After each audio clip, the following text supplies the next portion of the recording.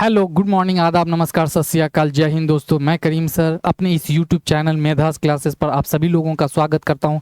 जैसा कि आपको मालूम है कि मैं अपने इस यूट्यूब चैनल पर SSC, banking, CDS, railway and other competitive examinations के लिए कंप्लीट एरिथमेटिक और एडवांस पढ़ाने जा रहा हूं। तो आपको कंप्लीट एरिथमेटिक में सबसे पहला जो चैप्टर था परसेंटेज को हमने 7 पार्ट में कंप्लीट किया है। आज जो हम बेसिक से प्रॉफिट एंड लॉस उठाएंगे, प्रॉफिट एंड लॉस के from beginning to advance level तक के प्रॉब्लम को देखेंगे। इसको मैं पहले जो लॉन्ग लॉन्ग वीडियो बनते थे अब उन सारी चीज़ों को हटा दिया है। मैंने शॉर्ट 10-10, 12-12, 15-15 क्वेश्चंस का सीरीज लेकर आया हूँ ताकि आप 45 मिनट 40 मिनट में एक एक सीरीज को देखते जाइए। छोटे छोटे सीरीज में आपको पढ़ने में भी मज़ा आएगा, अच्छा भी लगेगा।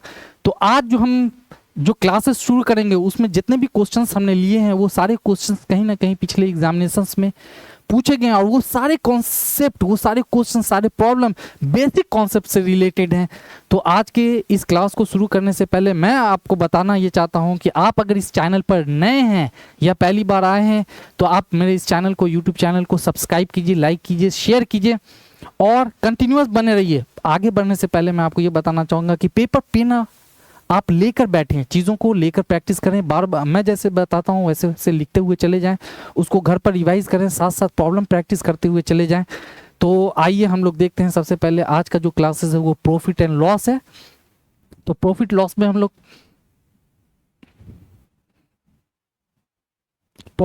हम लोग क्या सीखेंगे, आइए तो हम लोग सबसे पहले देखते हैं प्रॉफिट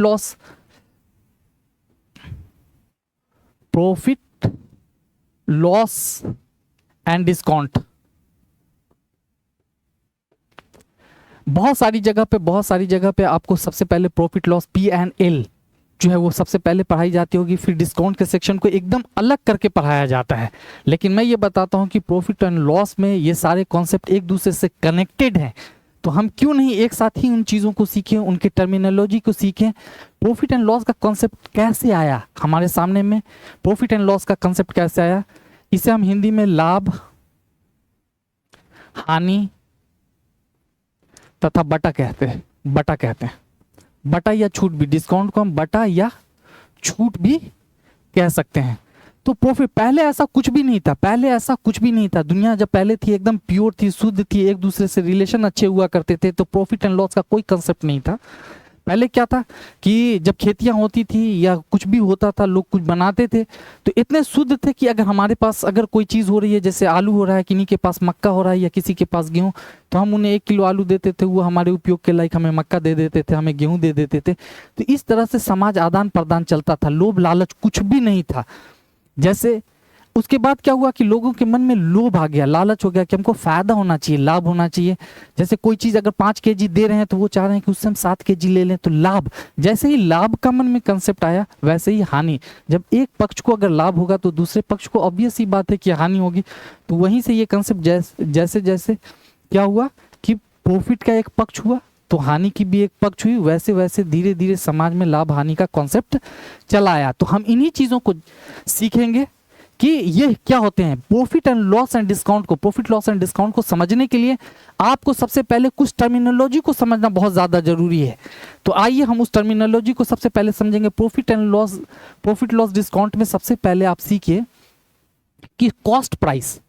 आप पिछले क्लासेस में पहले आपने बचपन की क्लासेस में कॉस्ट प्राइस के बारे में सुना होगा, क्रय मूल्य के बारे में।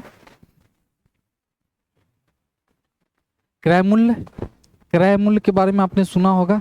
इसी को हम लोग, क्रय मूल्य को ही हम लोग क्या कहते हैं, लागत मूल्य भी कहते हैं। लागत मूल्य क्यों, हल्का हल्का सा नाम में फर्क भी आएगा, लेकिन कहीं कहीं पर लागत मूल्य क्यों कहते हैं उसके बारे में भी आपको जानना जरूरी है। दूसरी जो टर्मिनोलॉजी है वो है सेलिंग प्राइस। इसे हम एसपी कहते हैं, शॉर्ट में क्रय मूल्य को सीपी कहेंगे। एसपी, इसे हम कहते हैं हिंदी में विक्रय मूल्य।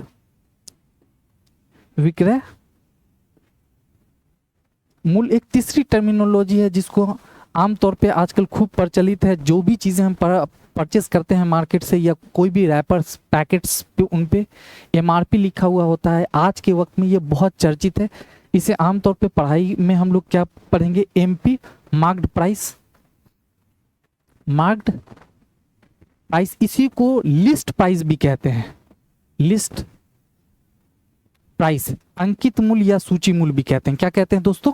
अंकित मूल्य या सूची मूल्य भी कहते हैं।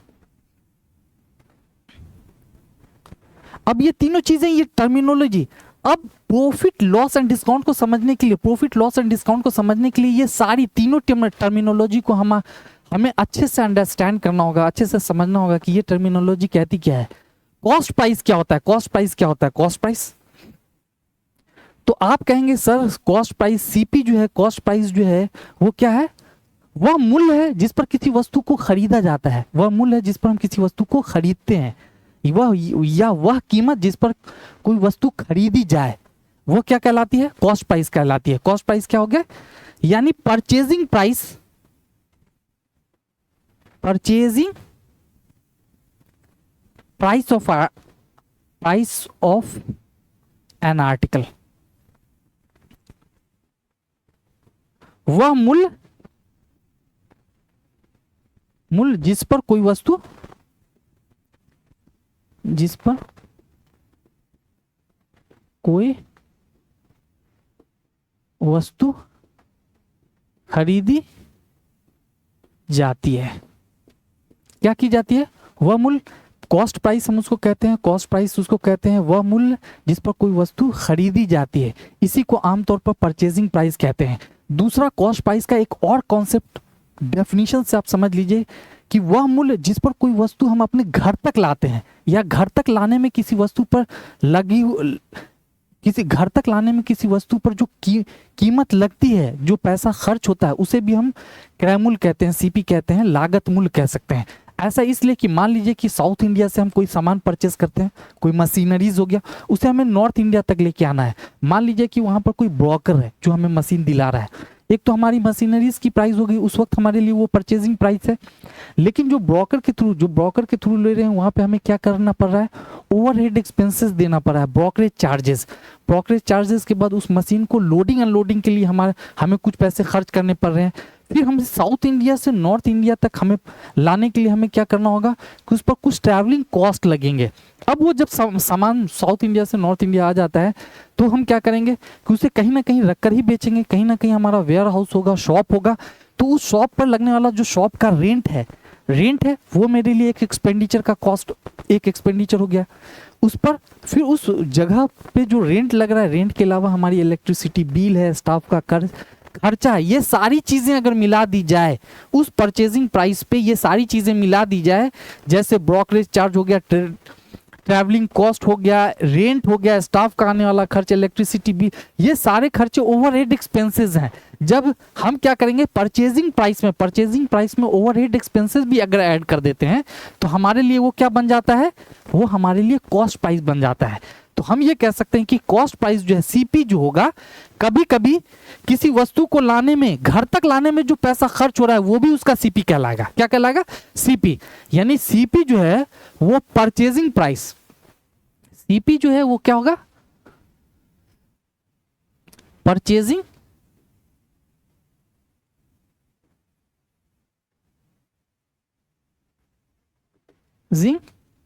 प्राइस प्लस ओवरहेड एक्सपेंसेस,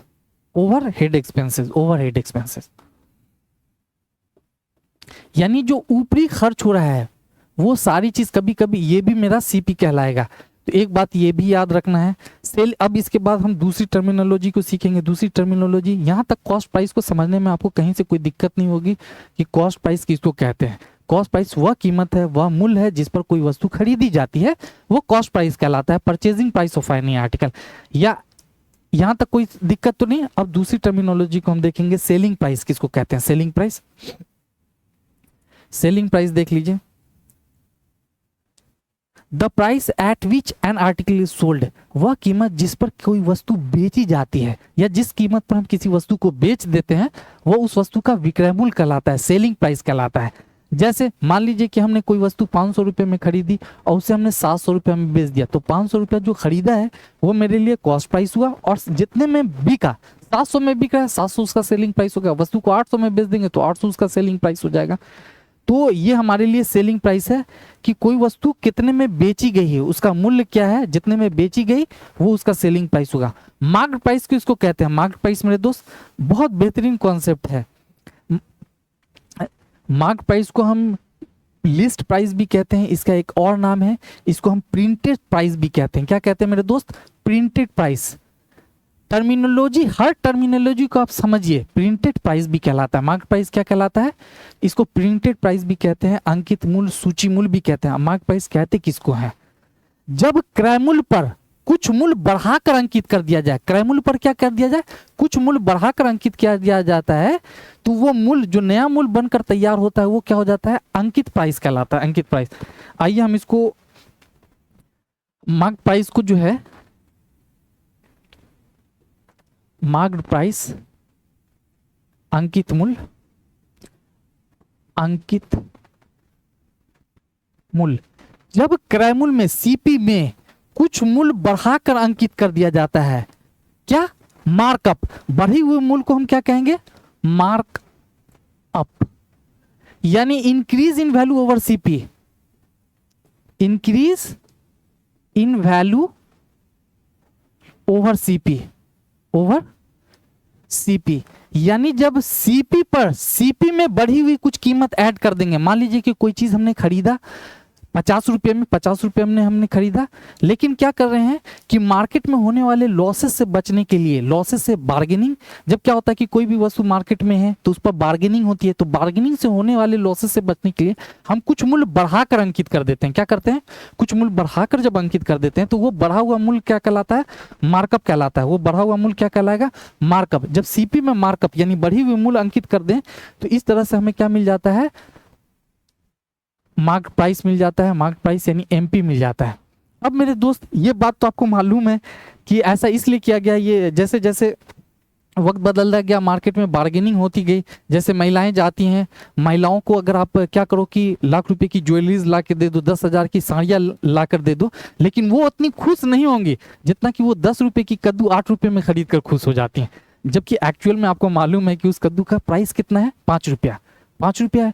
जब अब ये समझना होगा कि ये दुकानदार ने समझ गया कि जो है ना, मार्केट में जब लोग आएंगे चीजों को परचेज करने के लिए तो बार्गेनिंग होगी, और उस बार्गेनिंग से बचने के लिए, बार्गेनिंग से होने वाले लॉसेस से बचने के लिए कॉन्सेप्ट जनरेट किया मार्केट प्राइस कि हम चीजों का दाम बढ़ा कर रख दें, ताकि बार्गेनिंग भी अगर हो, बार्गेनिंग भी हो तो हमें लॉस नहीं हो। तो बार्गेनिंग से होने वाले लॉसेस के बचने के लिए हमें मार्केट प्राइस का कॉन्सेप्ट हुआ। अब क्या हुआ कि जब चीजों का दाम बढ़ा देंगे तो कस्टमर क्या होगा कि महंगी है चीजें, हम नहीं लेंगे, दिस दैट लंदर फंदर।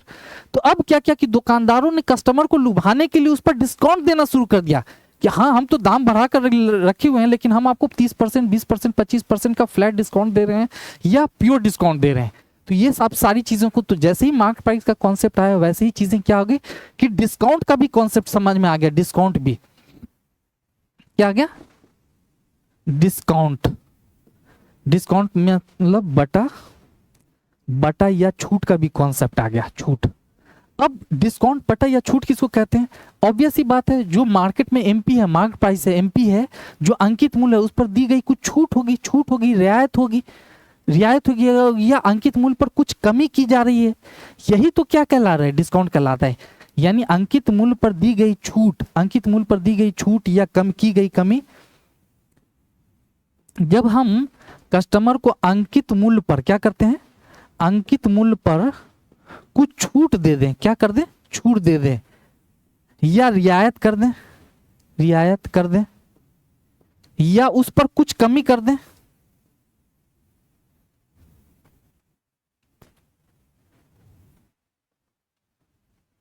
उस पर की गई कमी जो है वही क्या कहलाएगा? डिस्काउंट कहलाएगा। वही क्या कहलाएगा मेरे दोस्त? डिस्काउंट कहलाएगा। क्या कहलाएगा मेरे दोस्त? डिस्काउंट कहलाएगा। यानी अंकित मूल्य पर दी गई छूट या की गई कमी या उस पर जो रियायत कर रहे हैं वो डिस्काउंट कहलाता है। कॉन्सेशन या रिडक्शन, जब आप देखते हैं, जब भी मार्केट में जाते हैं, जब कोई सामान का ज्यादा मूल्य हमें समझ में आता है तो भैया कॉन्सेशन नहीं दीजिएगा, कोई रिडक्शन, अमाउंट में कोई रिडक्शन नहीं होगा ना। तो ये रिडक्शन और कॉन्सेशन ही तो डिस्काउंट कहलाता है। एमपी पर दी गई छूट क्या कहलाएगी? डिस्काउंट कहलाएगी। तो आइए हम आगे बढ़ते हैं। तो अभी तक समझ चुके हैं कि कॉस्ट प्राइस किसको कहते हैं। प्रॉफिट लॉस एंड डिस्काउंट के कॉन्सेप्ट को समझने के लिए आपको क्लियर कॉन्सेप्ट आना चाहिए, एकदम प्योर क्लियर कॉन्सेप्ट आना चाहिए। टर्मिनोलॉजी की समझ होनी चाहिए, जो बेसिक टर्मिनोलॉजी है प्रॉफिट लॉस एंड डिस्काउंट में उसकी समझ होनी। जैसे कॉस्ट प्राइस, कॉस्ट प्राइस किसको कहते हैं, तो वह मूल्य जिस पर कोई चीज खरीदी जाती है, या हमने कहा कि किसी वस्तु को हमने अपने घर तक कितना में लाया, जैसे उस पर लाने में हमें एक तो परचेजिंग प्राइस हुआ, उस पर ओवरहेड एक्सपेंस लगे, तो वो भी मेरा सीपी कहलाएगा। क्या कहलाएगा मेरे दोस्त, सीपी कहलाएगा। फिर उसके बाद मैंने दूसरी टर्मिनोलॉजी बताई एसपी, सेलिंग प्राइस, विक्रय मूल्य। विक्रय मूल्य के बारे में कहा, वह मूल्य जिस पर कोई वस्तु बेची जाती है, the price at which an article is sold या सेल्स द गुड, जिस पर हम किसी वस्तु को बेचते हैं, वो क्या कहलाता है, हमारा सेलिंग प्राइस कहलाता है। थर्ड टर्मिनोलॉजी, तीसरा टर्म हमने बताया मार्केट प्राइस के बारे में, अंकित मूल्य। इसको हमने बताया कि इसे लिस्ट प्राइस भी कहते हैं। अंकित मूल्य को लिस्ट प्राइस, सूची मूल्य भी कहा जाता है। इसे और किसी किसी किताबों में प्रिंटेड प्राइस भी लिखा गया है। प्रिंटेड छपा हुआ मूल्य जो होता है प्रिंटेड प्राइस। तो हमने कहा कि अंकित मूल्य किसको कहा जाता है। अंकित मूल्य के बारे में मैंने कहा कि जब क्रय मूल्य पर कुछ मूल्य बढ़ाकर अंकित कर दिया जाए, क्रय मूल्य पर कुछ मूल्य बढ़ाकर अंकित कर दिया जाए। जैसे कोई वस्तु हम 10 रुपए में लेते हैं, लेकिन बार्गेनिंग से होने वाले लॉसेस से बचने के लिए हमने क्या किया कि उसका 5 रुपया मूल्य और बढ़ाकर अंकित कर दिया। हो सकता है कि 1-2 रुपया ट्रेवलिंग कॉस्ट, ब्रोकरेज कॉस्ट, इन सब चीज़ों में लगा हो, रेंट वगैरह में, तो हमने क्या कर दिया 15 रुपया, जबकि एक्चुअल में अब उसका परचेजिंग कॉस्ट 10 रुपया है, 2 रुपया उस पर ओवरहेड एक्सपेंस, 12 रुपया मेरा कॉस्ट प्राइस उसका पड़ गया, तो हम उसकी प्राइस 15 रुपया कर देते हैं, ताकि हम उसे लास्ट में 13 रुपये या 14 रुपये में बेच के भी प्रॉफिट कमा सकें। तो आपने देख लिया कि सीपी प्लस मार्कअप क्या होता है, सीपी प्लस मार्कअप एमपी हो जाता है। उसके बाद आपने देखा कि जब मार्केट में मार्केट प्राइस आ गया है, एमपी आ चुका है, अंकित मूल्य है, तो उससे उसी से रिलेटेड है कि कस्टमर डिस्काउंट भी मांगेगा। तो डिस्काउंट क्या होता है, रियायत होती है, अंकित मूल्य पर दी गई रियायत हो गई, छूट हो गई, या उस पर जो रिडक्शन कॉन्सेशन होता है वो क्या हो गया, हमारा एमपी हो गया। अब हम देखेंगे कि हम सेलिंग प्राइस कैसे कैसे फाइंड आउट कर सकते हैं। जैसे मान लीजिए कि मेरा जो कॉस्ट प्राइस है, कॉस्ट प्राइस सीपी, सीपी पे हम इसे कॉस्ट प्राइस को सीपी लिखते हैं ताकि आपको समझने में आसानी हो जाए। सीपी पर जब हमें क्या हो जाए, कुछ प्रॉफिट हो जाए, क्या हो जाए, कुछ प्रॉफिट, प्लस में हम लिख देते हैं प्रॉफिट होगा, तो हम एसपी फाइंड आउट कर सकते हैं। क्या कर सकते हैं मेरे दोस्त, एसपी फाइंड आउट कर सकते हैं, एसपी फाइंड आउट कर सकते हैं। या दूसरा एक कंडीशन ये बनेगा कि अगर सीपी पर कुछ लॉस हो जाए, क्या हो जाए मेरे दोस्त, लॉस हो जाए, कुछ लॉस होगा। अगर मान लीजिए कि हमारा क्रय मूल्य कुछ है, उस पर अगर लॉस अगर हमें हो गया 10 रुपया क्रय मूल्य, 2 रुपया लॉस हो गया, तो हम 10 में से 2 घटाकर हम क्या निकाल सकते हैं, एसपी। हम सीपी में से लॉस घटाकर भी एसपी निकाल सकते हैं और सीपी में प्रॉफिट जोड़कर भी हम एसपी निकाल सकते हैं। एक तो ये तरीका है कि हम कॉस्ट प्राइस से सेलिंग प्राइस ऐसे निकाल सकते हैं, क्रय मूल्य से विक्रय मूल्य ऐसे निकाल सकते हैं। तो ये हो गया हमारा लाभ, और ये हो गई हानि। जब हम हानि घटा देते हैं, क्रय मूल्य में से हानि अगर घटा दें, हानि, तो हमें क्या निकल जाएगा, एसपी निकल जाएगा। दूसरा एसपी निकालने का दूसरा तरीका क्या हो सकता है, दूसरा एसपी निकालने का दूसरा तरीका क्या हो सकता है मेरे दोस्त। तो आप कहेंगे सर जब हम मार्क प्राइस पर कुछ डिस्काउंट देते हैं, एमपी पर कुछ डिस्काउंट देते हैं, तो भी तो हमें एसपी सेलिंग प्राइस निकल जाता है, विक्रय मूल्य। जब अंकित मूल्य पर हम ग्राहक को कुछ छूट देते हैं तो वो तो हमारा विक्रय मूल्य निकल जाता है। यानी एमपी पर जब हम कस्टमर को, एमपी पर क्या करें, एमपी पे कस्टमर को जब हम कुछ डिस्काउंट दे दें, एमपी पे कस्टमर को हम क्या कर दें, एमपी पे मार्केट प्राइस जो है एमपी, इस पर हम जब कस्टमर को कुछ डिस्काउंट दे देते हैं, क्या कर देते हैं मेरे दोस्त, कुछ डिस्काउंट दे देते हैं, कुछ डिस्काउंट दे दें, कुछ डिस्काउंट दे दें, छूट दे देते हैं, छूट, यानी एमपी पर जब हम डिस्काउंट दे दें या छूट दे दें, तो इस प्रकार से भी हम क्या निकाल सकते हैं, एसपी निकाल सकते हैं। तो यहां से इस बेसिक टर्मिनोलॉजी से, बेसिक डेफिनेशन से हम कौन कौन से फॉर्मूले बना सकते हैं, कहां कहां तक। तो आइए हम समझते हैं। सबसे पहले हम देख रहे हैं कि सेलिंग प्राइस जो है, सेलिंग प्राइस एसपी जो है, वो हम कैसे निकालेंगे, कॉस्ट प्राइस में। कॉस्ट प्राइस में जब हम प्रॉफिट जोड़ देते हैं, क्या करते हैं, प्रॉफिट हम अगर ऐड कर दें तो हमारा सेलिंग प्राइस निकल जाएगा। एक तरीका तो ये हो गया। दूसरा तरीका ये है कि कॉस्ट प्राइस में से सीपी में से, कॉस्ट प्राइस में से सीपी में से हम अगर लॉस को सब्ट्रैक्ट कर दें, क्या कर दें, लॉस घटा दें, तो भी हम क्या कर सकते हैं, ये या दोनों अलग अलग तरीका है। एक तो है कि सीपी में प्रॉफिट ऐड कर दें तो हमारा एसपी निकल जाएगा। दूसरा है कि सीपी में से अगर लॉस घटा देते हैं, सीपी में से अगर लॉस घटा देते हैं तो हमारा एसपी फाइंड आउट हो जाता है। ये दो तरीके। अब आप देखिएगा इसी में उल्टा पलटी कर देंगे, आप सीपी को इधर लाइएगा तो एसपी माइनस प्रॉफिट हो जाएगा सीपी, इस तरह से। तो हम यहां से वो नहीं कर रहे हैं, हम सिर्फ प्रॉफिट निकालना चाह रहे हैं कि प्रॉफिट कैसे निकालेंगे। प्रॉफिट तो आप देख रहे हैं कि प्रॉफिट निकालने के लिए यहां पर प्रॉफिट प्लस है, इस पूरे पार्ट को हम एक मान रहे हैं, यहां से यहां तक, अभी तक ये एक पार्ट हो गया। अब यहां से हम प्रॉफिट फाइंड आउट करना चाहते हैं, तो हम एसपी में से, एसपी इधर पहले से इधर लाएंगे सीपी को, तो सीपी को घटा देंगे। इसका अर्थ हुआ कि हमारा जब एसपी, प्रॉफिट तब होगा जब एसपी बड़ा होगा, यानी बड़े में से छोटे को घटा रहे हैं, यानी एसपी की वैल्यू बड़ा होगा, हमारा विक्रय मूल्य बड़ा होगा, सेलिंग प्राइस बड़ा होगा, किससे, सीपी से। तो हमें क्या होगा मेरे दोस्त, प्रॉफिट होगा। जब सेलिंग प्राइस कॉस्ट प्राइस से बड़ा होगा तो हमें क्या होगा, प्रॉफिट। जैसे मान लीजिए कि 10 रुपया मेरा कॉस्ट प्राइस है और 15 रुपया मेरा सेलिंग प्राइस है। सेलिंग प्राइस बड़ा है 15, कॉस्ट प्राइस 10 छोटा है, तो 15 में से 10 घटाएंगे तो हमें प्रॉफिट कितना निकल के आ रहा है, 5। इसी तरह से जब प्रॉफिट कब होगी, जब एसपी बड़ी होगी सीपी से। अब यहां से दूसरा एक चीज देख रहे हैं, इस वाले पार्ट को ले रहे हैं, ये वाला पार्ट और ये वाला पार्ट ले रहे हैं। तो हम यहां से लॉस फाइंड, प्रॉफिट परसेंट, यहां से अब जब प्रॉफिट परसेंट की बात करें, प्रॉफिट परसेंट की बात करें, तो प्रॉफिट परसेंट को हम पी से डोनेट कर रहे हैं, तो प्रॉफिट परसेंट, तो इसमें हो जाएगा profit upon CP cost price into 100। Profit percent को हम इस तरह से, प्रॉफिट अपॉन सीपी इनटू 100, यानी प्रॉफिट किस पे कैलकुलेट की जाती है, सीपी पे। तुलना हम कहाँ कर रहे हैं, 15 रुपये का फायदा कैसे हमें पता चला, 15 रुपया तो मेरी सेलिंग प्राइस है, कॉस्ट प्राइस 10 है, तो हम देख रहे हैं कि 5 रुपया ज्यादा में बेच रहे हैं, किससे, 10 से कंपैरिजन कर रहे हैं, 10 से 5 ज्यादा में बेच रहे हैं, तो सीपी से कंपैरिजन हो रहा है, सीपी से 5 रुपया अधिक पर बेची गई कोई वस्तु है, तो सीपी मेरा कंपैरिजन वाला पार्ट है, यानी तुलना कर रहे हैं, यानी प्रॉफिट एंड लॉस की तुलना हम सीपी पे करते हैं। Profit and loss always calculated on the basis of CP unless otherwise mentioned in the question। जब तक कि सवाल में न दिया रहे हम प्रॉफिट एंड लॉस की तुलना किससे करेंगे, सीपी के करेंगे। अगर दिया होगा तो कोई बात नहीं। दूसरा,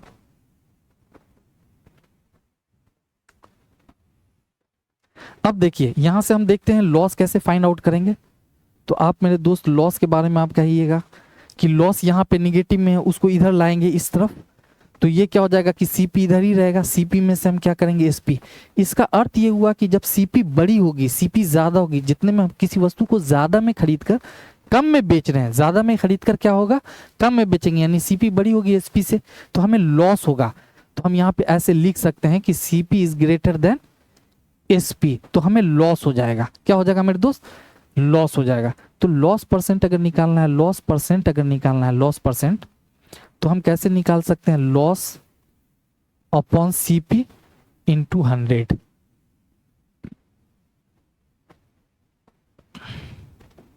आप यहां से लॉस परसेंट का भी फॉर्मूला आपने देखा। अब हम लोग आगे बढ़ते हैं। आपने देख लिया कि प्रॉफिट कैसे फाइंड आउट करेंगे, इस फिर लॉस कैसे फाइंड आउट करेंगे, प्रॉफिट परसेंट क्या होता है, लॉस परसेंट क्या होता है। अब हम देख रहे हैं कि profit percent and loss percent में कुछ कंपैरिजन भी कर सकते हैं, profit percent and loss percent में कुछ कंपैरिजन भी कर सकते हैं। तो आप profit percent upon cost percent कर दीजिए, प्रॉफिट परसेंट, परसेंटेज प्रॉफिट बटा परसेंटेज लॉस जो है। अब इस दोनों को बटा में जैसे रखिएगा तो नीचे वाली पार्ट सीपी से सीपी कैंसिल हो जाएगा, 100 से 100 कैंसिल हो जाएगा, तो हमारे पास आंसर क्या आ जाएगा, प्रॉफिट अपॉन। इसका अर्थ ये हुआ कि percentage profit and percentage loss का जो रेशियो होगा, percentage profit and percentage loss का जो रेशियो होगा वो क्या होगा, प्रॉफिट एंड लॉस के रेशियो के बराबर होगा। Percentage profit and percentage loss का रेशियो क्या होगा, प्रॉफिट एंड लॉस के रेशियो के बराबर होगा। बस इस बात से हमें ये बात समझ में आती है, यहां तक कोई दिक्कत, चलिए नहीं। अब आपने देखा कि हम सेलिंग प्राइस जो है कॉस्ट प्राइस में प्रॉफिट जोड़ कर निकाल सकते हैं, कॉस्ट प्राइस में से लॉस घटा कर निकाल सकते हैं। कोई और भी तरीका है? तो मैंने आपको पहले बताया था कि हाँ, एसपी जो है मार्केट प्राइस में से डिस्काउंट घटाकर भी निकाला जा सकता है। तो आप एसपी एक तरीका ये भी है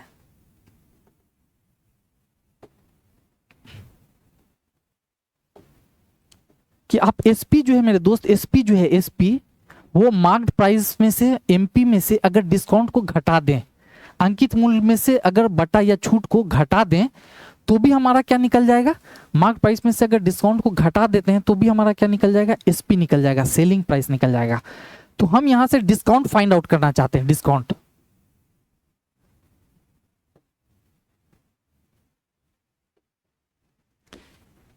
अगर हम फाइंड आउट करना चाहें, डिस्काउंट निकालना चाहें, बटा निकालना चाहें या छूट निकालना चाहें कि वस्तु पे कितनी छूट है, तो वो कैसे हम पता करेंगे? तो हम देखेंगे कि डिस्काउंट निकालने के लिए हम क्या करेंगे कि डिस्काउंट को इधर लाएंगे तो एमपी तो हमेशा बड़ा होगा, एमपी हर चीज से बड़ी होती है, सीपीएसपी सबसे बड़ी।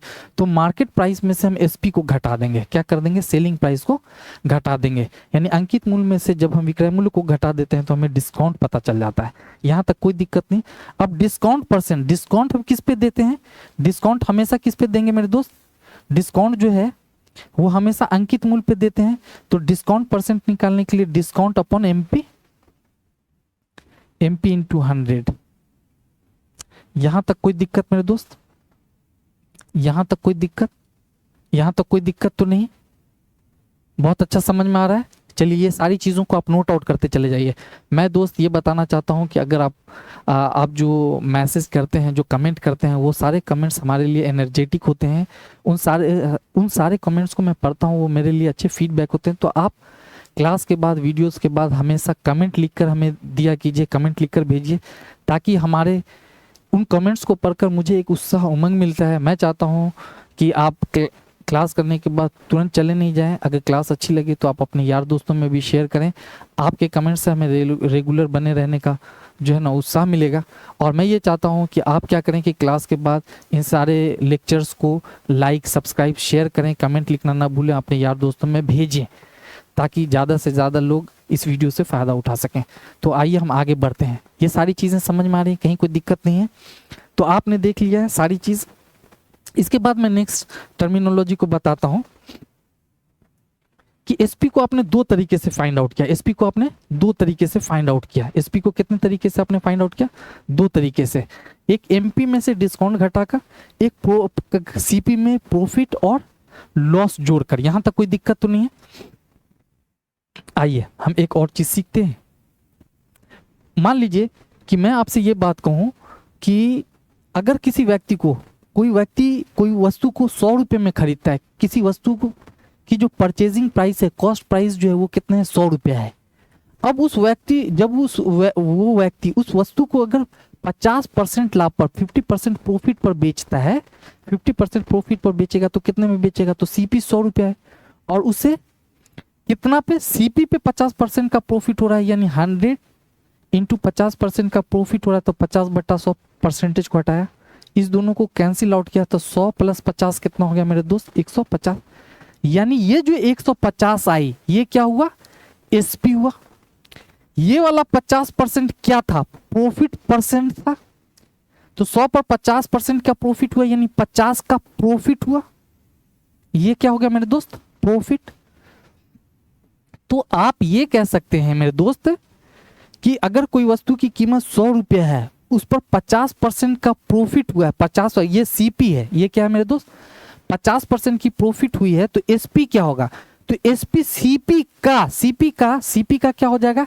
150% हो जाएगा। 150 यानी 100 + 50 जुड़ के 150% हो जाएगा। ऐसा मैंने परसेंटेज में भी बताया था। 150%, 100% को हटाएंगे तो बटा 100, यानी एसपी कितनी हो जाएगी? 150। ये ऐसा मैंने बताया था।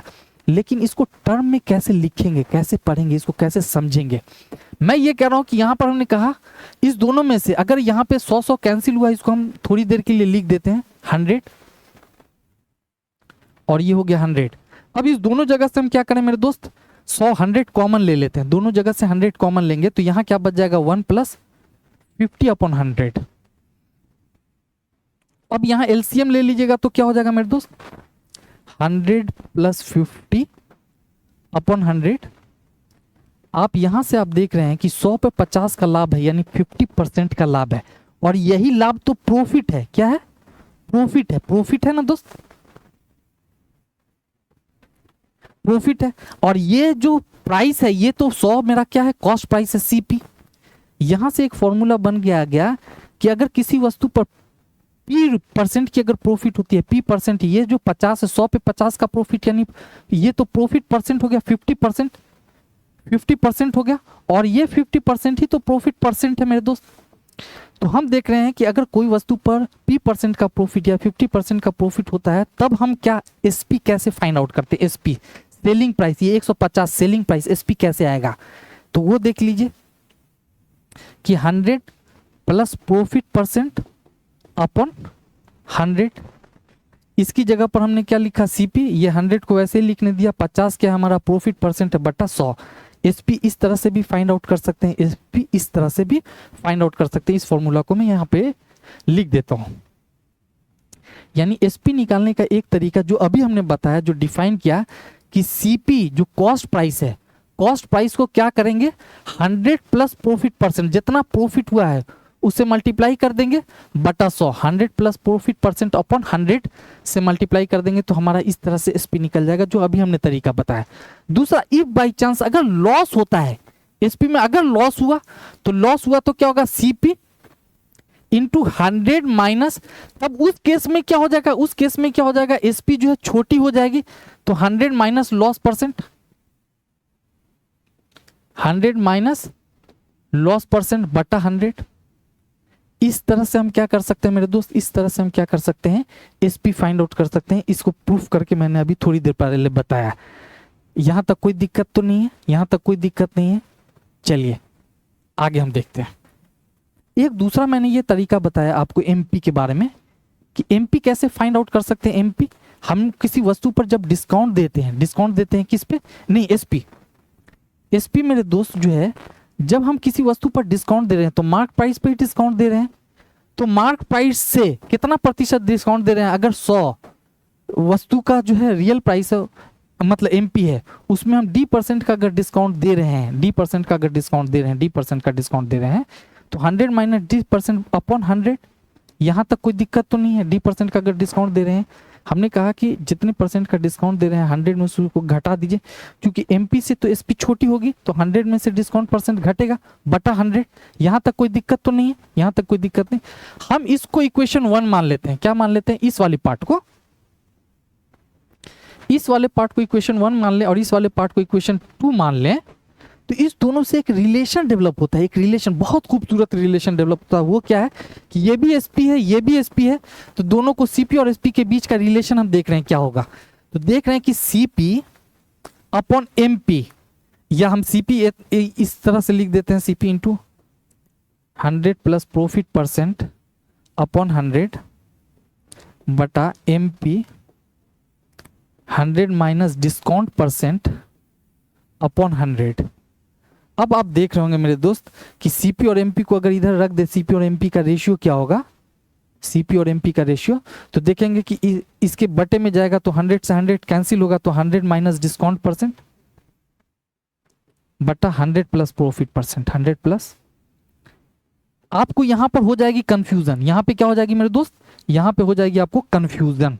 आप कहेंगे कि सर CP का रेशियो, CP हो गया 100 माइनस डिस्काउंट परसेंट और MP हो गया 100 प्लस प्रॉफिट परसेंट, जबकि ये मैंने प्रूफ करके बता दिया है यही होगा। तो इसको याद रखने का बेहतर तरीका क्या हो सकता है? इसको याद रखने का बेहतर तरीका ये हो सकता है कि CP MP से छोटी होती है। CP क्या होती है? कॉस्ट प्राइस क्रय मूल्य अंकित मूल्य से छोटा होता है। तो छोटे के लिए हम क्या लगाते हैं, घटाएंगे क्या, डिस्काउंट घटाते हैं। छोटा क्या होगा, डिस्काउंट घटाने वाली चीज है, तो 100 में से डिस्काउंट परसेंट घटा लीजिए। और बड़ा क्या होता है, MP। और प्रॉफिट क्या होती है, 100 में जोड़ने वाली चीज होती है। प्रॉफिट किसी में ऐड होती है तो 100 में जोड़ दिए, 100 प्लस प्रॉफिट परसेंट। तो CP MP का रेशियो क्या होगा, CP MP का रेशियो होगा 100 माइनस डिस्काउंट परसेंट बटा 100 प्लस प्रॉफिट परसेंट। ऐसा क्यों? ऐसा इसलिए कहते हैं कि मान लीजिए कि कोई वस्तु जो है ना कि CP है, तो SP MP के बीच एक रिलेशन जो है ना डेवलप हो रहा है, CP MP के, यानी किसी वस्तु पर D% डिस्काउंट देने पर भी किसी वस्तु पर क्या होगा, किसी वस्तु पर D% का डिस्काउंट देने पर भी दुकानदार को कितने परसेंट का लाभ हो रहा है, P% का प्रॉफिट हो रहा है, P% का लाभ हो रहा है। तो सीपी और एमपी के बीच का रिलेशन बताइए। D% का डिस्काउंट दिया तब भी P% का प्रॉफिट आ रहा है, D% का डिस्काउंट देने के बाद भी दुकानदार को P% का अगर प्रॉफिट हो रहा है तो CP-MP के बीच का रिलेशन क्या होगा। तो उस तरह के सवालों में ये चीजें हम अप्लाई करते हैं। ये इसको आइए, अगर इस तरह से चीजें फॉर्मूला वाइज नहीं चीजें समझ में आई है तो हम इसको सिखाने का एक दूसरा तरीका भी दिखाते हैं। मान लीजिए कि यहां पे हम लिख देते हैं CP, यहां पे SP और यहां पे MP कर देते हैं। मार्केट प्राइस है, क्रय मूल्य है, विक्रय मूल्य और अंकित प्राइस। मान लेते हैं कि वस्तु का क्रय मूल्य अगर हम 100 मान लेते हैं और उस पर जो है 23% का प्रॉफिट मान लेते हैं। वस्तु का क्रय मूल्य अगर हम 100 मान लें और उस पर हम 23% का प्रॉफिट मान लें, कितने परसेंट का, 23% का अगर प्रॉफिट मान ले तो हमारा SP कितना हो जाएगा, 123। यहां तक कोई दिक्कत तो नहीं है। 100 पर 23% का प्रॉफिट यानी 23 का प्रॉफिट होगा तो SP हमारा 123। और हम कह रहे हैं कि हम उस वस्तु पर ऑलरेडी 15% का डिस्काउंट दे चुके हैं तो हमारा MP कितना हो जाएगा, MP अगर 15% का डिस्काउंट दे चुके हैं, MP 15% का डिस्काउंट दे चुके हैं तो हमारा SP तो 123 है, 15% का तो MP हमारा तो बड़ा हो जाएगा। तो 15% का डिस्काउंट दिए हैं तो 85 इंटू 100, यानी हमारा MP अगर 100% रहोगा तो उसमें 15% का डिस्काउंट दे दिए तो हमारा क्या हो गया, ये हो गया 85 इंटू 100। इस तरह से हम क्या कर सकते हैं कि ये एक पेचीदा मेथड हो गया, MP हमारा कोई परफेक्ट वे में नहीं आ पाया। तो इस तरह से इस कैलकुलेशन से बचने के लिए हम क्या करेंगे कि MP को 100 मान लेंगे। जब MP को 100 मान लेंगे तो CP हमें कैलकुलेट करने में दिक्कत होगी, तो हम क्या करते हैं कि CP और MP दोनों को ही 100-100 मान लेंगे। CP और MP दोनों ही को 100 मान लेंगे। इसको 100x मान लेते हैं, इसे 100y मान लेते हैं। जब इस पर 100x पर 23% का अगर प्रॉफिट होगा तो 23x का 23x का प्रॉफिट हो जाएगा तो ये 123x हो जाएगा SP। और इस पर हम 15% का डिस्काउंट दे रहे हैं, कितना, 15% का अगर डिस्काउंट दे रहे हैं तो 15y का डिस्काउंट दे रहे हैं। तो हमारा जो है SP इस हिसाब से अगर 15% का अगर डिस्काउंट देते हैं तो हमारा इस हिसाब से SP कितना आ गया, 85y। यहां से मेरे दोस्त ये समझिए कि ये हमारा, अब हम x और y के बीच का रिलेशन देखें तो x/y जो है, x/y क्या हो जाएगा मेरा, 85/100, 123। अब आप देखिए ये चूंकि रेशियो में है, ये क्या है, x और y रेशियो में है तो हम दोनों ऊपर नीचे 100 से मल्टीप्लाई कर सकते हैं। तो ये हो गया हमारा 100x और ये हो गया हमारा 100y। अब हम इसे लिख सकते हैं 85 को 100 - 15 लिख सकते हैं मेरे दोस्त। और इससे हम 123 को 100 + 23 तो लिख सकते हैं। अब 100 पर 15 कम है, 100 पे 15 की कमी है यानी 15%। और 100 पर 23 की वृद्धि यानी 23%। ये 15% तो हमारा डिस्काउंट था, शायद आपको याद होगा। और ये 23% हमारा क्या है, प्रॉफिट। और ये 100x हमने किसको माना था, CP को। और ये 100y हमने किसको माना था, MP को। मार्केट प्राइस ये क्रय मूल्य था, ये अंकित मूल्य था, ये डिस्काउंट दिया गया था, ये प्रॉफिट था। तो अब हम यहां से निकल कर देख लेते हैं कि अब जो हमारा फॉर्मूला बना वो क्या बना। यहां से देखिए CP अपॉन MP, हमारा CP 100x है, MP क्या है 100y है। MP का जो रेशियो हो गया वो 100, यहां से 100 -15 हमारा क्या था, डिस्काउंट परसेंट था, परसेंटेज डिस्काउंट था, और बटा 100 और हमारा 23% जो था वो क्या था, प्रॉफिट परसेंट था। तो प्रॉफिट ऐड कर देंगे, यहां ऐड है। तो आप देख सकते हैं कि CP और MP के बीच का रिलेशन हम इस तरह से भी चीजों को फाइंड आउट कर सकते हैं। आइए हम कुछ आगे की चीजों को पूरे प्रॉफिट, आप इसको नोट आउट कर लीजिए, इसको नोट आउट कर लीजिए मेरे दोस्त, इन सारी चीजों को नोट आउट कीजिए। बार बार लिखकर प्रैक्टिस करने की समझ में जो भी फॉर्मूला आया है कहीं ना कहीं इन सारी चीजों का कनेक्शन बेसिक चीजों से है, बेसिक चीजों से डिफाइंड हो रही है। हम सारी चीजें डिफाइन करके इसलिए बता रहे हैं ताकि आपको समझने में आसानी हो जाए। आप जब भी प्रॉफिट एंड लॉस बना रहे होंगे तो आप देखेंगे कि इसमें पूरे प्रॉफिट एंड लॉस में आप देखेंगे कि लैंग्वेज में तो थोड़ी चेंजिंग हो रही है, लेकिन परसेंटेज का इस्तेमाल जो यूसेज है, प्रयोग है जबरदस्त तरीके से। तो हम कुछ बेसिक परसेंटेज वैल्यूज को समझ लेंगे। अगर आपका ये फर्स्ट क्लास है तो इससे पहले कोई भी क्लास नहीं किया तो कोई डरने और घबराने की कोई ज़रूरत नहीं है। हम उस परसेंटेज वैल्यूज़ को भी रिवाइज करेंगे, जो कुछ कुछ परसेंटेज वैल्यूज़ यहाँ इस्तेमाल यूज होने वाले हैं उन सारी चीज़ों को बताएंगे। तो आप उसे देखिए, घर पर प्रैक्टिस कीजिए याद करने के लिए। अगर ये सारी चीज़ें आपको याद नहीं है, प्रैक्टिस नहीं है, तो कोई बात नहीं है। अगर ये क्वेश्चन सवाल में पूछ लिए जाते हैं परसेंटेज वैल्यूज़ के बारे में, तो आप क्या करो, वहाँ पे बेसिक कैलकुलेशन करके उन्हें फ्रैक्शन में कैलकुलेट कर सकते हो। आइए तो हम लोग देखते हैं। अब आप सबसे पहले, आपको शायद याद होगा कि 1 जो है ना वो 100% को रिप्रेजेंट करता है, 100% को। वो कैसे? तो आपको याद है कि 100% जो है, अगर परसेंटेज हटाएंगे तो 100/100 होगा और 100 से 100 कैंसिल होगा, यानी फ्रैक्शन 1 जो है वो अपने आप में एक 100% को रिप्रेजेंट करता है। क्या 1/2 अगर आपसे पूछे तो कितना होगा? 50%। जब हम इसका आधा कर रहे हैं, एक का आधा कर रहे हैं, तो 100% का भी आधा हो गया। एक का 1/3 कर रहे हैं, 1/3 कर रहे हैं। 1 को 3 पार्ट में अगर बांट दे रहे हैं तो 1/3 हो गया। तो 100 को अगर हम 3 पार्ट में, यानी 100 को 3 से अगर डिवाइड करें तो 33 सही 1/3% होगा। इसी को 33.33% कहते हैं। 1/4 एक का चौथाई है, तो 100% को 4 भाग में बांट दीजिए, तो 4 से डिवाइड कर दीजिए, 25% हो गया। 1/5। ये कुछ बेसिक परसेंटेज वैल्यूज हैं जिनका घर पर आप प्रैक्टिस करिए ताकि आपको चीज़ें याद हो सके। 20% 1/6 के बारे में अगर कहेंगे तो 16 सही 2/3% या 16.66%। 1/7 के बारे में अगर कहें तो 14 सही 2/7%, 14.28%। यहाँ तक कोई दिक्कत तो नहीं? आइए 1/8 के बारे में देख लीजिए, 12.5% है या 12.5%। 1/9 11 से 1/9% या 11.11%। 1/10 के बारे में आपको पहले से पता है कि 10% होगा। 1/11 ये जो है 9 सही 1/11% होगा या 9.09% होगा। इस तरह से कुछ बेसिक वैल्यूज हैं। आप 15 तक, 18 तक, 20 तक खुद करके देखिए। आप उधर एज्यूम कर लीजिए, जब फ्रैक्शन में कन्वर्ट कर रहे होंगे तो ऊपर में 100 एज्यूम कर लीजिए, 100 को 11 से डिवाइड कर दीजिए, तो डेसिमल वैल्यू या फ्रैक्शनल वैल्यूज आपको परसेंटेज के निकल के चले आएंगे। यहाँ तक कोई दिक्कत नहीं। कुछ स्टैंडर्ड फ्रैक्शन परसेंटेज वैल्यूज हैं जिनको समझ होनी चाहिए कि कैसे फाइंड आउट करते हैं, कैसे कैलकुलेट करते हैं। जैसे आपको मालूम होना चाहिए कि 66 सही 2/3% जो है, 66 सही 2/3%, वो 2/3 को रिप्रेजेंट करता है। ये परसेंटेज वैल्यूज की जो फ्रैक्शनल वैल्यूज बनी वो 2/3 बनी। इसका आधा कर दीजिए, 66 सही 2/3 का आधा करेंगे तो 33 सही 1/3% होगा। तो इसका भी आधा कर दीजिए, तो 2 ऊपर में, नीचे में 2 से मल्टीप्लाई कीजिएगा तो 1/3 हो जाएगा। इसका आधा करिए तो 16 दूना 32, एक ऊपर में दे दीजिएगा तो 3 1 4 हो जाएगा, 4 हो जाएगा। तो 4 को 2 से डिवाइड करेंगे तो क्या हो जाएगा? 2/3। इसका 32 का आधा करिएगा तो 16 सही 2/3, 3%। तो इसका फिर आधा कर दीजिए तो 1/6, 3 है, 3 इस नीचे में फिर 2 से मल्टीप्लाई करेंगे। आधा करने का मतलब अर्थ ये हुआ कि नीचे में 2 से मल्टीप्लाई करेंगे तो 1/6।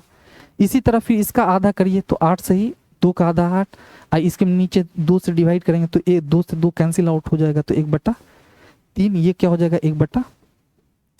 इस तरह से आप ऐसे कर सकते हैं। इसका भी आधा करेंगे तो 4 सही 1/6% हो जाएगा, 1/24। इस तरह से बेसिक चीज़ों को आप याद रखिए, उसके मल्टीपल को, सब मल्टीपल को आधा कर करके कैलकुलेट कर सकते हैं। अब हम आपसे पूछे कि 5% की फ्रैक्शनल वैल्यू क्या बनेगी, तो आप बोलेंगे सर 1/20 अभी आपने लिखा 1, इसका 9 गुना कर दे तो कितना हो जाएगा? 45%। 45% की फ्रैक्शनल वैल्यू कितनी बनी? 9/20। हम बोले कि 45 का आधा कर दीजिए तो 22.5। 22% की वैल्यू कितनी होगी? 9 है, इसको नीचे में 2 से मल्टीप्लाई कर देंगे तो 9/40। 9 तो पहले सा था, आधा किया तो नीचे डिनोमिनेटर में हर में 2 से मल्टीप्लाई होगा तो 9/40, 22.5% का। उसी तरह 7 से 1/7% की फ्रैक्शनल वैल्यू 1/14 आपको याद होना चाहिए।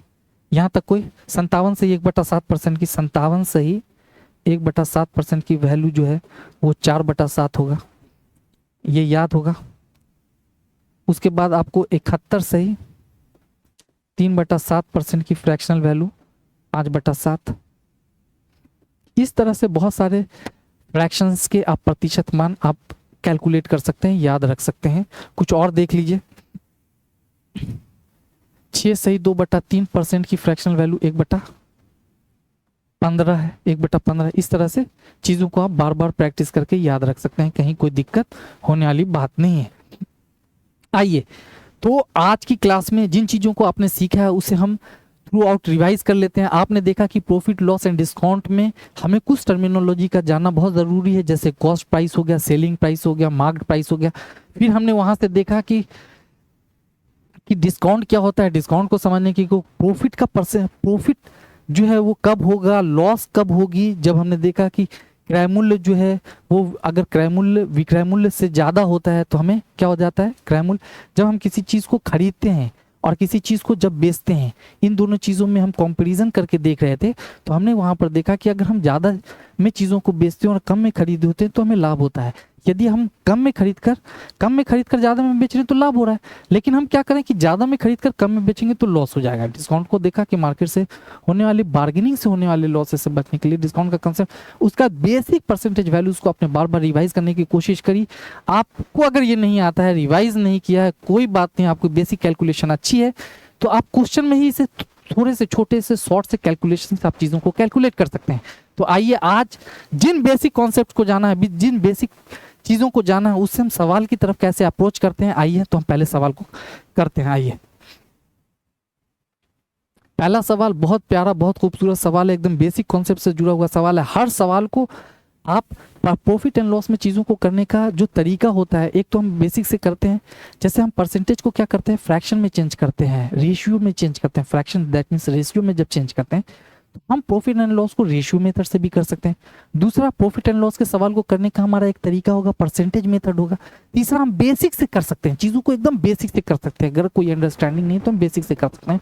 उसमें हमें फ्रैक्शंस की जो बेसिक अंडरस्टैंडिंग है उसका मालूम होना हमारे लिए ज़रूरी है।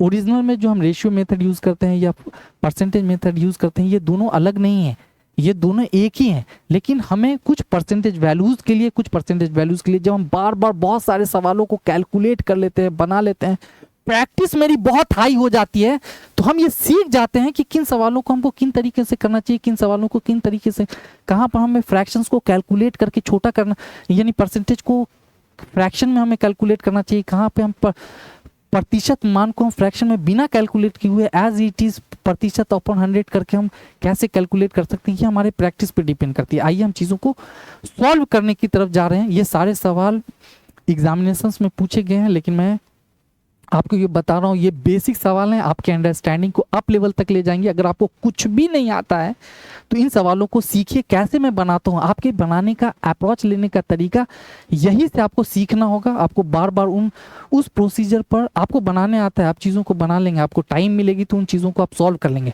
लेकिन क्या होता है कि एग्जामिनेशंस में कम टाइम होती है, हमें कम टाइम में ज़्यादा सवालों को सॉल्व करना होता है, तो हमें अप्रोचेस को चेंज करना होता है, हमारे बनाने का जो तरीका है उन्हें चेंज करना होता है। हम उन तरीकों को सीखेंगे, उसी पर बार बार प्रैक्टिस करेंगे, उसी अप्रोच के एक्सेप्ट करेंगे। तो आइए हम आज के पहले सवाल को हम देखते हैं। On selling an article for ₹1470 यानी 1470 में a man gets profit of 22.5%, 22.5% का प्रॉफिट वो अर्न करता है। Find the cost price of the article. किसी वस्तु को 1470 रुपये में बेची गई, कितने में, तो उसे 22.5% का प्रॉफिट होता है। तो वस्तु का क्रय मूल्य क्या था। एक जो सबसे बेसिक, कुछ भी याद नहीं, कोई बात नहीं, हम सबसे बेसिक चीज़ों से करेंगे। हम देख रहे हैं कि 22.5% जो है उसकी फ्रैक्शनल वैल्यू क्या होती है। तो 22.5% हमें देखते ही हमको याद आ गया कि 45% का आधा है। 45% की फ्रैक्शनल वैल्यू होती है 9/20, इसका आधा हो गया तो 9/40। तो जो फ्रैक्शन में जो बेस वैल्यू होगा, profit and loss always calculated on the basis of CP, यानी प्रॉफिट एंड लॉस की, लाभ और हानि की गणना हम हमेशा क्रय मूल्य पर करते हैं। जब तक कि सवाल में दिया न रहे कि हम इस पे एसपी पे करेंगे कि या किस पे करेंगे, जब तक दिया हुआ न रहे हम ये मानकर चलेंगे कि प्रॉफिट एंड लॉस की गणना, लाभ हानि की गणना हम क्रय मूल्य पे करेंगे। तो कह रहा है कि क्या 22.5% का लाभ होता है। तो लाभ किस पर होगा, जिस पर कहा जाए का या जिससे कहा जाता है या उसे हम डिनोमिनेटर में मान लेते हैं कि सीपी क्या है उस वस्तु की, सीपी क्या है 40 है। 40 पर 22.5% का, अगर 40 का 22.5% अगर कैलकुलेट करें तो वो क्या हो जाएगा 9 हो जाएगा। अगर हम ये मान लेते हैं कि सीपी जो है, सीपी हमारी क्या है 40 है, तो 40 का 22.5% 9 हो गया, तो ये 9 क्या हो गया हमारा प्रॉफिट हो गया। अब कह रहा है कि किसी वस्तु पर 22.5% की प्रॉफिट होती है, प्रॉफिट लाभ होता है, तो वस्तु की कीमत अगर 40 है तो 22.5% का लाभ हुआ तो 9 का लाभ हुआ, तो अब हमारा एसपी कितना हो गया। तो आप कहेंगे कि 40 रुपया क्रय मूल्य है सर, 9 रुपया लाभ है, तो एसपी हो गया हमारा 49। जबकि एक्चुअल में कह रहा है कि वस्तु का विक्रय मूल्य कितने में बेचा गया है, 1470 में बेचा गया, जबकि एसपी कितना है 1470 है। तो 49 दिया 147, तो 30 आ गया। इसकी वैल्यू, एक यूनिट की वैल्यू कितनी आ गई 30 आ गई। तो हमें वस्तु का क्रय मूल्य कह रहा है, क्या कह रहा है क्रय मूल्य। तो हमने सीपी कितना माना है मेरे दोस्त 40 माना है, 40 माना है, क्या माना है 40 माना है। तो 40 को हम 30 से मल्टीप्लाई कर देंगे तो 4 3 12, यानी 1200 रुपया जो है ना हमारा वो क्या हो गया मेरे दोस्त 1200 रुपया सीपी हो गया। आप एकदम बेसिक से चीज़ों को कैसे समझ सकते हैं, कैसे अंडरस्टैंड कर सकते हैं, वो सब चीज़ें मैंने आपको बताई। दूसरा इसके करने का तरीका क्या होगा, दूसरा जो बेहतर तरीका है जो रेशियो मेथड से आप कर सकते हैं। आपको पता है कि 22.5% की फ्रैक्शनल वैल्यू 22% की जो है फ्रैक्शनल वैल्यू वो है 9/40। अगर वस्तु का सीपी 40 है तो उस पर 9 का प्रॉफिट हो रहा है, तो एसपी कितना हो गया, एसपी हो गया हमारा 49।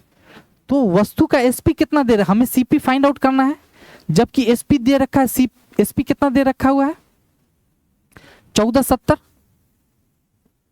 और कह रहा है कि एक्चुअल में एसपी कितना है 49 है, तो 49 जबकि सीपी हमें निकालना है, तो सीपी कितना हो गया 40 से मल्टीप्लाई कर दीजिए। रेशियो मेथड का तरीका ये है कि हम देख रहे हैं कि एसपी हमें दे रखा है, एसपी इंटू 100% अपने आप में सीपी होता है, यानी एसपी इंटू 100 बटा ये तरीका है। ये तरीका मैंने कहाँ से लगाया, आप सोच पा रहे हैं, ये तरीका मैंने लगाया है एसपी इंटू 100, ये याद होगा आपको यहाँ से, और 100 प्लस प्रॉफिट परसेंट। तो आप देख रहे हैं कि 40 पर कितने 22.5% का प्रॉफिट हो गया, तो 29 का प्रॉफिट हो गया। तो 100 की जगह पर हम क्या मान रहे हैं, सीपी को 40 मान रहे हैं, और प्रॉफिट कितना मान रहे हैं 9 मान रहे हैं। तो हमारा सीपी क्या हो गया, यहाँ पर 100 की जगह पर 40 प्लस 9, तो हम 49 हो गया। और हम एसपी इंटू 100 किसको मान रहे हैं, 100 हम मान रहे हैं सीपी को, तो सीपी से मल्टीप्लाई कर दिया ताकि हमारा कॉस्ट प्राइस निकल जाए। ये एक फॉर्मूला है जो मैंने डायरेक्ट अप्लाई किया है। तो 49 से इसको कट आउट करेंगे तो ये हमारा क्या इतना आ जाएगा 30 को 40 से मल्टीप्लाई करेंगे तो हो जाएगा 1200। एक तरीका ये भी है कि इस तरीके से भी सीपी को रेशियो मेथड से आप निकाल सकते हैं। आइए आगे की दूसरे सवाल को देखते हैं, बहुत प्यारा सवाल है, इसे नोट आउट कर लीजिए। एक दुकानदार ने 30% की हानि पर बेचा है, 30% की हानि पर बेचा है, यदि विक्रय मूल्य कितना है 350 है, विक्रय मूल्य कितना है 350 है, तो क्रय मूल्य लागत मूल्य बताइए, लागत मूल्य। आप देखिए लागत मूल्य यानी सीपी फाइंड आउट करने के लिए कर रहा है, 30% की हानि पर बेच रहा है, जबकि बेचा कितना में है 350 में, तो एसपी हमारा 350 है, जबकि 30% हानि पर बेचा है, तो 100% उस वस्तु का क्या होगा क्रय मूल्य होगा, और उस पर 30% हानि होगी, तो बेचा कितना पे, यानी क्रय मूल्य के 70% पे बेचा है। यहां तक तो कोई दिक्कत नहीं है, जबकि सीपी कितना है 100% है, यहां तक कोई दिक्कत, 0 से 0 कैंसिल कर देंगे, 7 × 5 = 35, हमारा सीपी इस तरह से निकल गया, क्या आ गया 500। इस तरह से हम इस रेशियो मेथड या परसेंटेज मेथड का इस तरह से हम यूज कर सकते हैं सवालों में, कहीं कोई दिक्कत नहीं। लेकिन अगर ये चीजें आपको कब 70 कब 100 से मल्टीप्लाई करना ये चीजें नहीं मालूम है, तो आप बेसिक से चीजों को देख सकते हैं। 30% का लॉस होता है, 30% की फ्रैक्शन वैल्यू बनी 3/10, तो सीपी हमारा क्या होगा, हमेशा प्रॉफिट एंड लॉस जो है लाभ हानि सीपी पे कैलकुलेट करते हैं।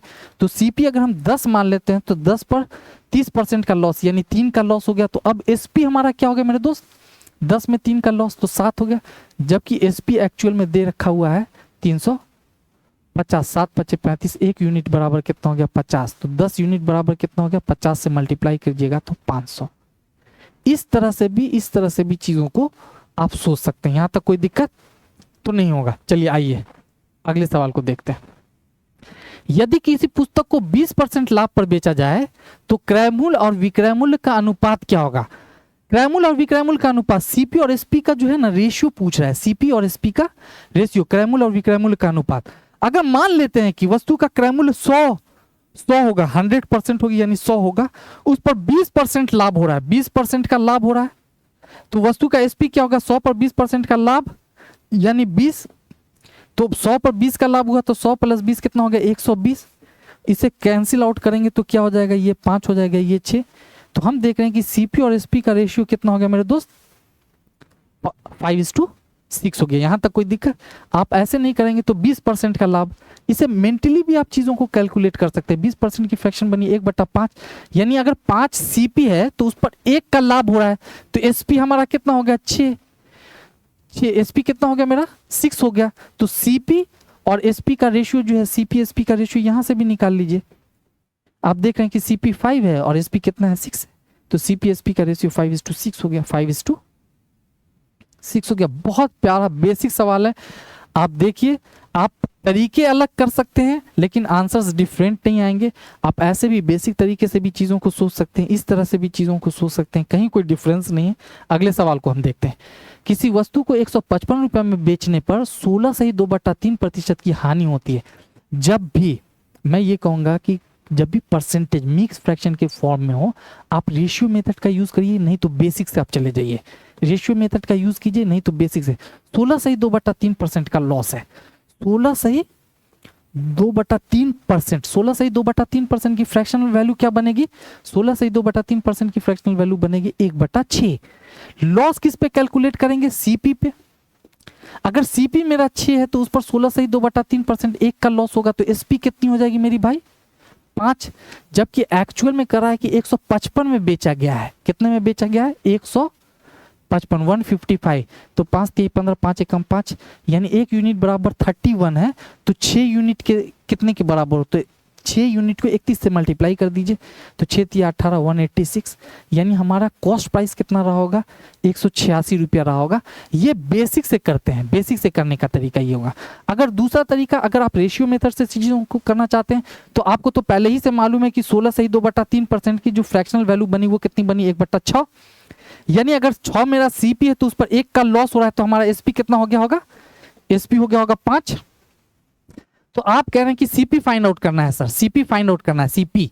हम देख रहे हैं कि एसपी मेरा 155 रुपया है और उस पर हमें क्या हो रहा है कि एसपी हमारा रेशियो मेथड से हम देख रहे हैं कि रेशियो सीपी और एसपी का रेशियो, हम एसपी देख रहे हैं कि 5 आ रहा है और हमारा सीपी कितना है? 6। तो हम 6 से मल्टीप्लाई कर देंगे, तो 5 3 15, 5 एकम 5, तो हम देख रहे हैं कि 6 3 18, 186। हमारा एसपी कितना आ रहा है? 186। विक्रय मूल्य हमारा, क्रय मूल्य हमारा कितना आ गया? क्रय मूल्य सीपी 186 रुपया आ गया। इस तरह से आप रेशियो मेथड का भी यूज कर सकते हैं। यानी अगर 16 से ही 2/3% की हानि होती है तो हमारी एसपी सीपी अगर 6 है तो हानि 1 की होगी, तो हमारा एसपी कितना हो जाएगा मेरे दोस्त? एसपी हो जाएगा 5। तो हम देख रहे हैं कि एसपी हमारा एक्चुअल में कितना है? 155, जबकि हमें यहाँ रेशियो में बता रहा है कि एसपी कितना है? 5। तो 5 जो एसपी है उसको नीचे रखा और जितना हमको क्रय मूल्य चाहिए उसको ऊपर रखा, उससे मल्टीप्लाई कर देंगे तो 186 आपका आंसर आ जाएगा। यहाँ तक कोई दिक्कत? ये हो गया। आगे आप चीजों को देखिए। यदि एक सेब का लागत मूल्य उसके विक्रय मूल्य का 80% है, लागत मूल्य उसके विक्रय मूल्य का, इसे बेसिक से कैसे सोच सकते हैं? लागत मूल्य जो है ना यानी सीपी, विक्रय मूल्य का यानी एसपी का 80% है, 80% यानी 80/100। यहां तक कोई दिक्कत? अब कह रहा है तो लाभ प्रतिशत ज्ञात कीजिए, लाभ प्रतिशत ज्ञात कीजिए। तो हम क्या करेंगे कि सीपी इधर ही रहने देते हैं, एसपी को इधर लेते आते हैं। तो लाभ प्रतिशत 80/100 देख रहे हैं। हमारी एसपी 100 है और हमारी सीपी कितनी? 80 है। तो लाभ कितना हुआ? हम कितने ज्यादा में बेच रहे हैं? 20 ज्यादा में बेच रहे हैं, 20 ज्यादा में बेच रहे हैं। यानी 80 का सामान लेके हम 100 में बेच रहे हैं, यानी 20 ज्यादा में बेच रहे हैं, 20 ज्यादा में बेच रहे हैं। तो हमें 100 पर 20 का लाभ हो रहा है, 100 पर 20 का लाभ हुआ, यानी 20% का लाभ हुआ। आप डायरेक्ट बेसिक से चीज़ों को सोच सकते हैं। दूसरा इसका तरीका यह है, आप अगर परसेंटेज में चेंज करना, आवश्यकता नहीं है लेकिन आप चेंज करना चाहें तो 80% की फ्रैक्शनल वैल्यू बनी कितनी, 4/5। कह रहा है कि सेब का लागत मूल्य उसके विक्रय मूल्य का जिसका कहे वो डिनोमिनेटर में विक्रय मूल्य का करा, यानी विक्रय मूल्य डिनोमिनेटर में एसपी, विक्रय मूल्य के 80% लाभ पर सेब का लागत मूल्य जो है ना विक्रय मूल्य का 80% है। तो अगर विक्रय मूल्य अगर 5 है तो 5 का 80% कितना बना, 4। तो ये 4 जो है ना विक्रय मूल्य का कॉस्ट प्राइस, लागत मूल्य जो है विक्रय मूल्य का 80% है, तो ये हमारा कॉस्ट प्राइस सीपी हो गया। तो आप देख रहे हैं कि सीपी मेरा 4 है, एसपी मेरा 5 है, तो कितना का प्रॉफिट हुआ, 1 का प्रॉफिट हुआ कितने पे, 4 पे, तो 100 पे। 1 का प्रॉफिट कितने पे हो रहा है, 4 पे, तो 100 पे 25%। 1 मिनट, कुछ एरर हो गया क्या, हाँ एरर हो गई। हम प्रॉफिट एंड लॉस जब भी कैलकुलेट करते हैं वो सीपी पे करते हैं, सीपी पे करते हैं। तो यहाँ 100 हुआ, तो 20 का लाभ हुआ, 20 का लाभ कितने पे हो रहा है, सीपी पर, यानी 80 पर। 20 का लाभ 80 पे, तो 100 पे कितने का लाभ होगा मेरे दोस्त। तो इससे जब कैंसिल आउट करेंगे तो आप देखेंगे 20 चौका 80, 25 चौका 100, यानी 25% का प्रॉफिट हो रहा है। यहाँ तक कोई दिक्कत। हमने ये कहा कि प्रॉफिट एंड लॉस की गणना हमेशा किस पे करेंगे, सीपी पे। तो हमें 20 का लाभ हो रहा है जबकि सीपी हमारा कितना है, 80, तो 80 को नीचे रख दिए, तो ऐसे कैलकुलेट। दूसरा हम यहाँ से भी इसको पकड़ लिया कि हमारा सीपी 4 है, यानी 4 पर 1 का लाभ है, 4 पर 1 का लाभ है, तो 100 पर कितना का लाभ हुआ, 25, तो हमारा ये आ गया 25%। यहाँ तक कोई दिक्कत। आगे के सवाल को देख लीजिए, बहुत बेसिक सवाल है, आप इन चीज़ों को एक बार खुद करने की कोशिश करिए। बहुत प्यारा सवाल है, एकदम बेसिक कॉन्सेप्ट से रिलेटेड है। 72 वस्तुओं को बेचने पर एक व्यक्ति को 9 वस्तुओं के विक्रय मूल्य के बराबर लाभ होता है, तो लाभ प्रतिशत ज्ञात कीजिए, लाभ प्रतिशत बताना है। तो 72 वस्तुओं को बेचा गया है, एसपी, ये बेसिक फॉर्मूला से रिलेटेड है, यानी एसपी जो होगा वो क्या होगा मेरे भाई, कॉस्ट प्राइस प्लस प्रॉफिट होगा। ये तो आप ऐसा पढ़े हैं, पढ़ते हुए आ रहे हैं। अब कह रहा है कि हम मान लेते हैं कि एक वस्तु का जो एसपी है, एक वस्तु का जो सेलिंग प्राइस है हम उसको एसपी मानते हैं। तो 72 वस्तुओं का एसपी कितना होगा, 72 गुने एसपी। यहां तक कोई दिक्कत। 72 वस्तुओं का सेलिंग प्राइस 72 गुने एसपी। एक वस्तु का सेलिंग प्राइस अगर एसपी है तो 72 वस्तुओं का सेलिंग प्राइस क्या होगा, 72 गुने एसपी। तो 72 वस्तुओं का क्रय मूल्य भी कुछ रहा होगा। हम एक वस्तु का क्रय मूल्य अगर सीपी माने हैं तो 72 वस्तुओं का क्रय मूल्य कितना होगा, 72 गुने सीपी। यहां तक कोई दिक्कत तो नहीं है। प्लस प्रॉफिट कितना हो रहा है, 9 वस्तु के विक्रय मूल्य के बराबर प्रॉफिट हो रहा है। तो एक वस्तु का विक्रय मूल्य एसपी है, तो 9 वस्तु का विक्रय मूल्य क्या होगा, 9 गुने एसपी। यहां तक कोई दिक्कत। अब हम देख रहे हैं कि 72 एसपी इधर है, 9 एसपी इधर लाएंगे तो कितना हो जाएगा, 63, घटा देंगे तो 63 एसपी बराबर क्या होगा, 72 सीपी। तो आप देखिए कि सीपी और एसपी का रेशियो यहां से निकाल लीजिए, तो सीपी अपॉन एसपी आप देखेंगे 63/72, कैंसिल आउट करके देख लीजिए ना, सीधा 9 7 63, 9 8 72। तो सीपी और एसपी का जो रेशियो हो गया वो क्या हो गया, 7/8 हो गया, 7/8 हो गया। तो आप देख रहे हैं कि सीपी क्या है मेरा, 7 है, एसपी क्या है, 8 है।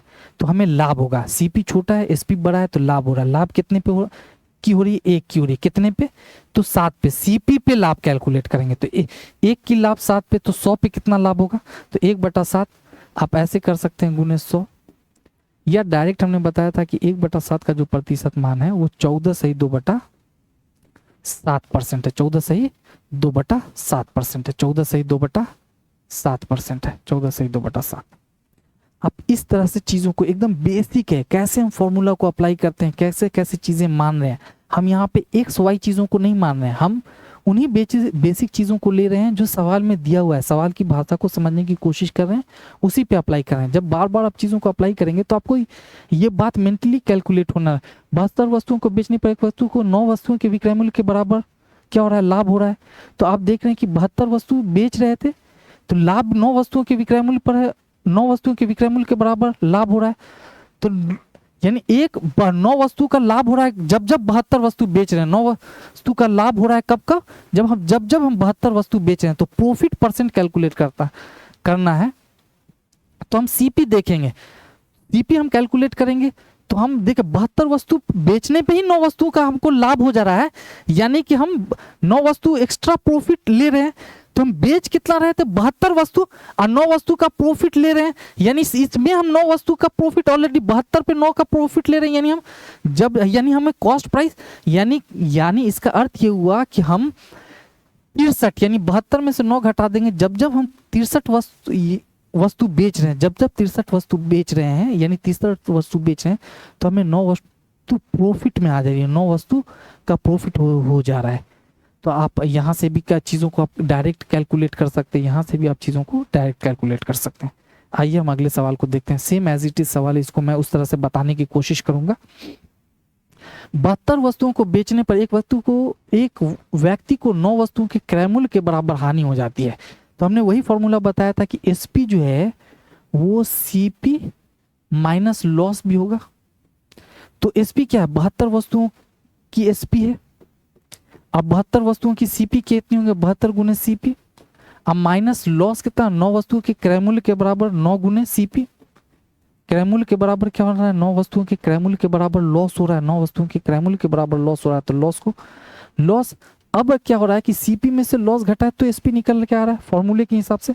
तो हम देख रहे हैं कि 72 में इसको ऐड कर देंगे तो 81 एसपी हो जाएगा और ये हमारा क्या हो गया 72 सीपी। तो 9 8 72, 9 9 81। तो हम देख रहे हैं कि सीपी और एसपी का जो रेशियो है, एसपी का रेशियो है वो क्या निकल के आ गया, सीपी का रेशियो 9 हो गया और एसपी का रेशियो 8 हो गया। यानी कि हमारा सीपी बड़ा है एसपी से।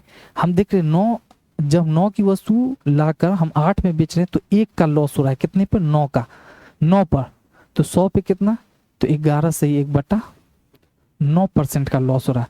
अब हम उसे इस तरह से कैसे करेंगे वो आप घर पर करने की प्रैक्टिस कीजिए। 11 से 1/9% का सीपी पर लॉस हो रहा है, कितने का लॉस हो रहा है, 1 का लॉस हो रहा है 9 पर। तो 11 से 1/9% का लॉस हो रहा है। एक बार और, 72 वस्तुओं को बेचने पर 72 वस्तु के एसपी, एक व्यक्ति को 9 वस्तुओं के क्रय मूल्य के बराबर सीपी के बराबर लॉस हो रहा है। वो अच्छा सॉरी 72 एसपी।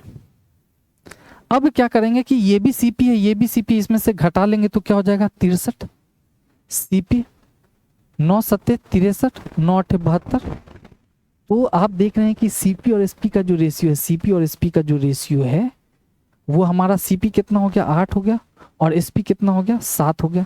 तो हम देख रहे हैं कि 8 की वस्तु को जब साथ में बेच रहे हैं, 8 की वस्तु को जब साथ में बेच रहे हैं तो 1 का लॉस हो रहा है, कितने का लॉस हो रहा है, 1 का लॉस हो रहा है, कितना सीपी पर 8 पे, 100 पे कितना 1/8, 12.5% हो गया, 12.5% हो गया। इस तरह से भी आप चीज़ों को कर सकते हैं। बहुत बेसिक चीज़ें हैं, आपको बार बार चीज़ों को प्रैक्टिस करके बार बार भाषा को पढ़ कर आप चीज़ों को करने की कोशिश करिए। इसे आप डायरेक्ट आप देखेंगे कि 72 वस्तुओं को बेचने पर 9 वस्तुओं के क्रय मूल्य, यानी कि जब जब वो 81 वस्तु का उसका क्रय मूल्य तो खर्च हो रहा होगा, 81 वस्तु का क्रय मूल्य खर्च हो गया होगा। यहाँ तक तो कोई क्लियर नहीं है, 72, यहाँ तक तो कोई दिक्कत नहीं है। आगे वाले सवाल को हम लोग देख लेते हैं। यदि कोई पुस्तक 300% लाभ पर बेची जाती है तो क्रय मूल्य और विक्रय मूल्य का अनुपात, इसको तो मैं 2 तरीके से बताना चाहूंगा। अगर 300% लाभ पर बेचा गया है तो एसपी जो है ना, एसपी जो है वो सीपी का यानी 100% अपने आप का क्या हो जाएगा 400% हो जाएगा। 400 यानी सीपी का 400% हो जाएगा। 400% का मतलब 400/100, यानी 300% लाभ हो रहा है, सीपी को अपने आप में 100% मान लेते हैं तो सीपी का अपने आप में 400% हो जाएगा। 400% विक्रय मूल्य क्या हो जाएगा, सीपी का 400% हो जाएगा। तो एसपी अपॉन सीपी का जो रेशियो होगा, अगर 2 0 से 2 0 कैंसिल कर दें तो एसपी हो जाएगा 4/1, यानी 1:CP और एसपी का रेशियो 1:4 हो जाएगा, 1:4 हो जाएगा। यहाँ तक कोई दिक्कत नहीं है। दूसरा, इसको करने का तरीका होगा कि 300% लाभ हो रहा है, 300% लाभ हो रहा है, बहुत आसान है। इसकी फ्रैक्शनल वैल्यू बनी 1, तो सीपी कितनी हुई होगी, सीपी होगी 1 और उस पर 300% का लाभ हुआ तो 3 का लाभ हुआ, तो एसपी कितनी हो गई, 1 पर 3 का लाभ यानी एसपी 4 हो गया। तो सीपी एसपी का रेशियो, सीपी और एसपी का जो रेशियो होगा वो 1:4 हो गया। सिंपल, इस तरह से भी चीज़ों को आप कर सकते हैं, कोई दिक्कत नहीं, आगे के सवाल को आप देख लीजिए, बहुत प्यारा सवाल है। इस तरह के सवाल एग्जामिनेशंस में पूछे गए हैं, वही सवाल को मैं लेकर आया हूँ।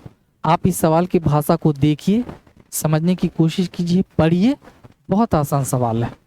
76 रुपये में एक वस्तु को बेचने पर 52% का लाभ होता है। मैंने कहा था कि अगर 100 रुपये की कोई वस्तु है, उस पर 50% का अगर लाभ होता है, 50% का लाभ होता है, तो वस्तु सीपी की अपने आप की 150% हो जाती है। या हम ऐसे कर सकते हैं, 100 प्लस क्या लिखते हैं, 50% का लाभ हुआ तो 50 का लाभ हुआ, तो हम इसे डायरेक्ट 150 लिख सकते हैं। हम इसी को कह रहे थे कि अगर 100 रुपया सीपी उस पर 50 का लाभ हो रहा है, तो सीपी अपने आप का 150% हो जाता है। परसेंट को हटाएंगे तो 0, यानी 150। यही बात ये भी है, यही बात ये भी है, यहीं तक कोई दिक्कत तो नहीं है। 76 रुपये में बेचने पर एसपी कितनी है दोस्त? 76 रुपया है, तो कितना है? बेचने पर 52% का लाभ होता है, यानी सीपी जो हो जाता है, सीपी अपने आप का कितना हो जाता है? 152% हो जाता है। कितना हो जाता है मेरे दोस्त? 152% हो जाता है। 152% का लाभ हुआ, यानी सीपी अपने आप का 152% हो गया। क्लियर हो गया? यहां तक एसपी जो है सीपी का 152%, यानी एसपी जो है अपने आप का 152% हो गया। सीपी का 152% हो गया। एसपी जो है वो सीपी का 152% हो गया। यहां तक कोई दिक्कत? अब कह रहा है कि अगर उसी वस्तु को अगर 75 रुपया में बेचते, कितने में? 75 रुपया में बेचते, तो कितने परसेंट लाभ होता?